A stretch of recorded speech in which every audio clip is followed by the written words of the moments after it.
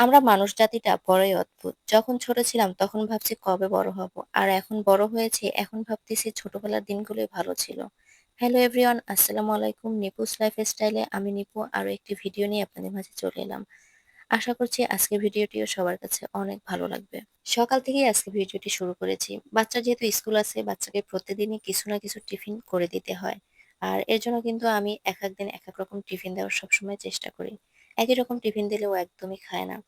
আজকে কিন্তু আমি লুডুস বানাচ্ছি, ভাবছি লুডুস দিয়ে দেব। যেহেতু আজকে লুডুস বানাচ্ছি, তো আজকে কিন্তু রুটি কেউই খায়নি। আর প্রতিদিন দেখবেন রুটি খেতে একদমই ভালো লাগে না।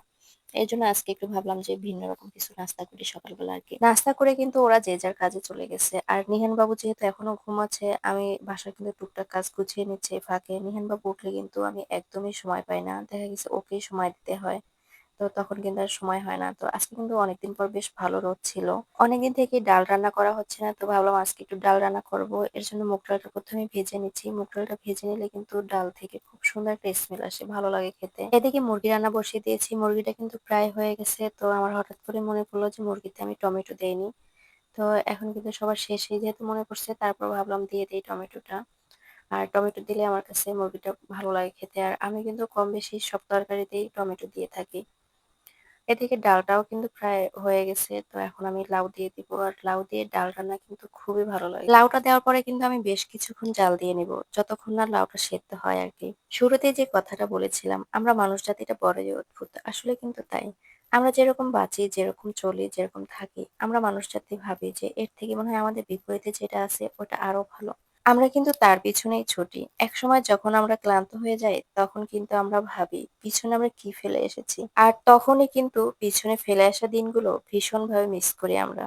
মাঝে মধ্যে মনে হয় ছোটবেলার সেই দিনগুলো আবার যদি ফেরত আসতো, তাহলে ছোটবেলায় যত ভুল করেছি সব ভুলগুলো শুধরে নিতাম। যাই হোক, অনেক কিছুই বলে ফেললাম। পর্যায়ে কিন্তু আমার রান্না একদমই শেষের দিকে। আমার ডাল রান্না কিন্তু হয়ে গেছে। এখন কিন্তু ডালটা আমি বাগার দিব। আর বাগারের জন্য কিন্তু আমি বেশ কিছু রসুন আর পেঁয়াজ তেলে ভেজে নিচ্ছি।